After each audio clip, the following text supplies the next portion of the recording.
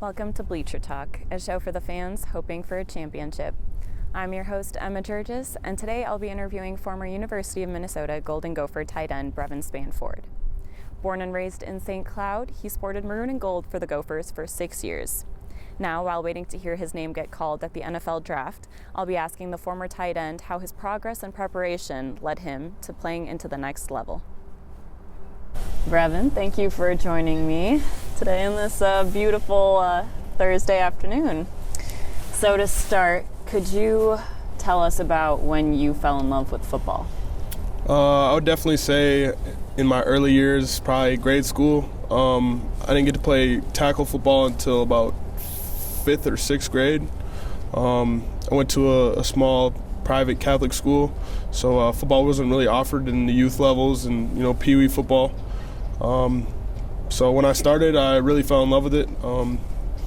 Being from Minnesota, there's a lot of snow like you see around here, so it's not always easy to play all year round. But I was definitely a sport that I gravitated to.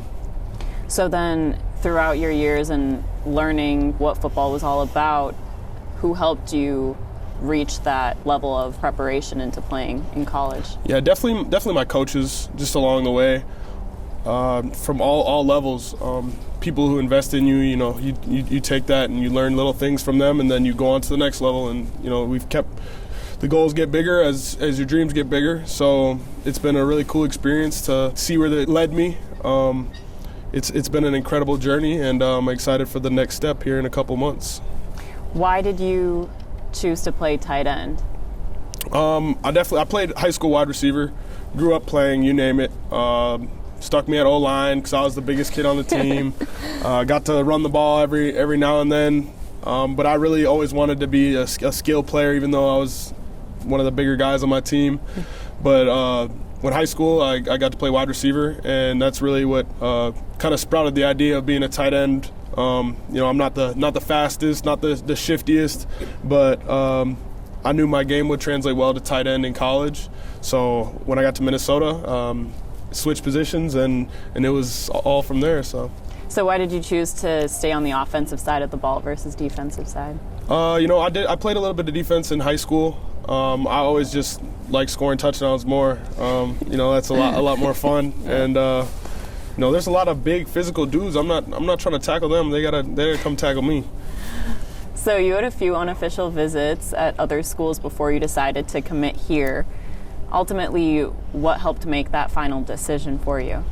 Yeah, it's actually crazy because kind of just sitting here, it makes you kind of reflect on that whole process. And recruiting was really a whirlwind for me because my junior year I was out with an injury, so I didn't get to attend many camps. And then the summer of my junior year, I got to attend some, and that's when my recruiting really picked up.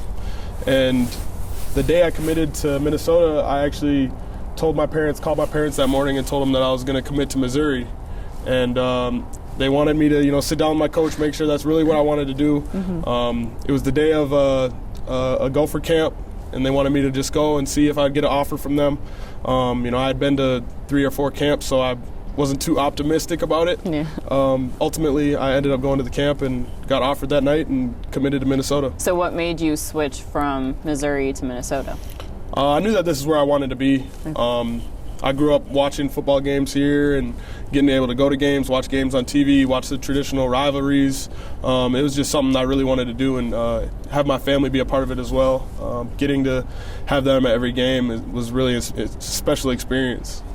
Were there any people that you looked forward to playing with that you had watched on the team beforehand? Yeah, definitely guys like Tyler Johnson, Rodney Smith, Antoine Winfield Jr., Kamal Martin, Thomas Barber. I was an avid fan of the Gopher football team, so coming here and getting to play with those guys, get to know them on and off the field was really special. Are there any alums that have helped you with your training as you're progressing into the NFL? Yeah, definitely. There's a handful of guys that have helped me. I would say Max Williams. He really kind of took that step to take me in under his wing. He's recently retired from the NFL.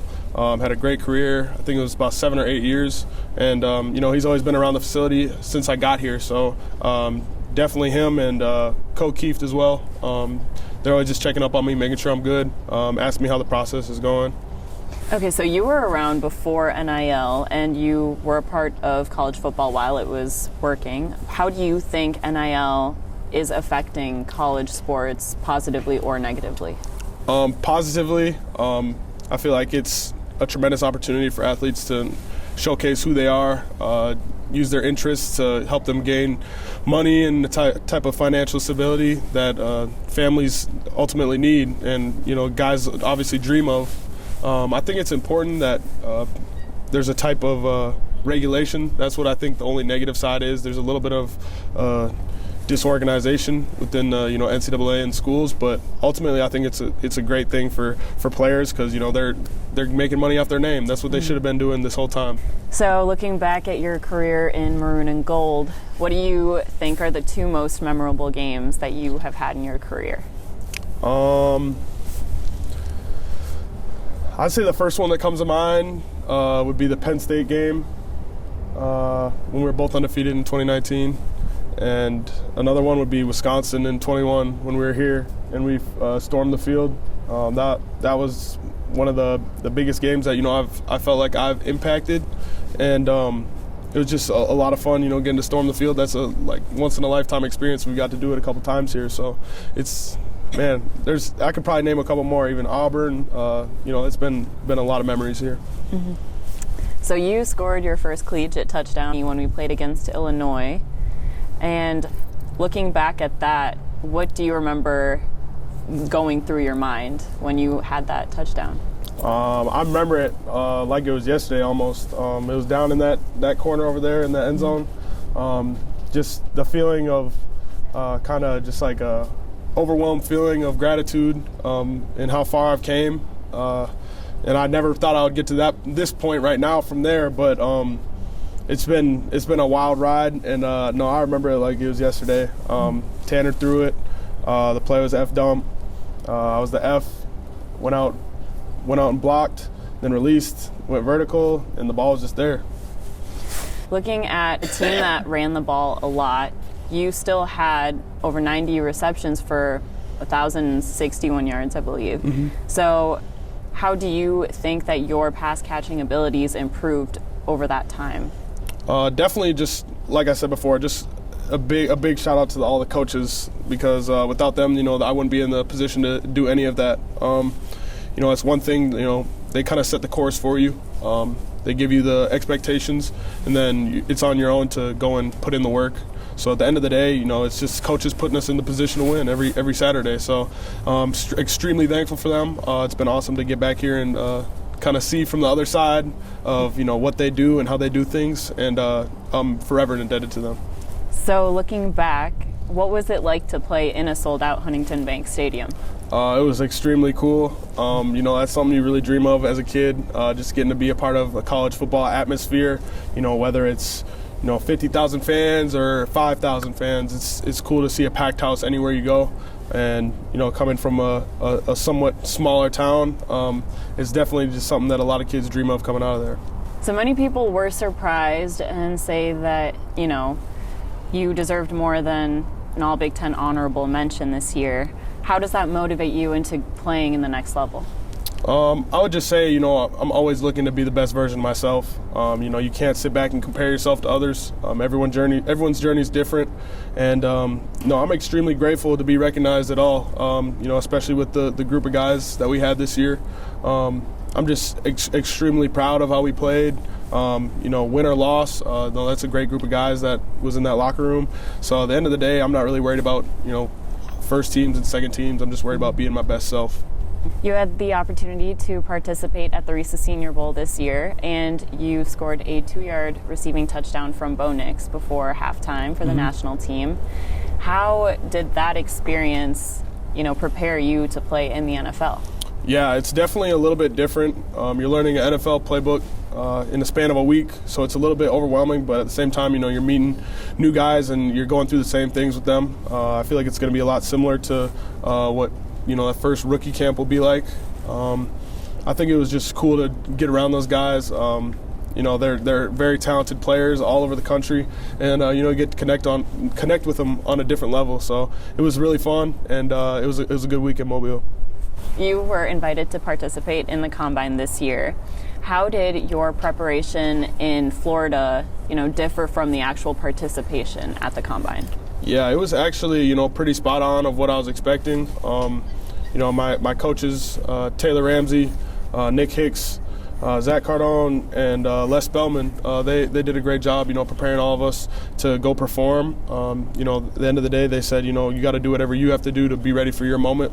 And I'm extremely thankful that I got to be with that group of guys, great coaches, and they're even better people.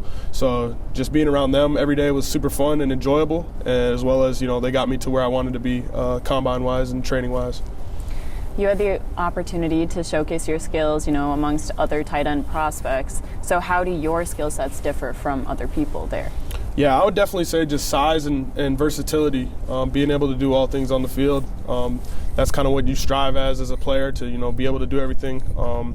So just making sure that I'm always working on, route technique, run blocking skills, pass protection skills. Tight ends, we have to do it all. So as a kid, what NFL teams had you dreamt about playing for?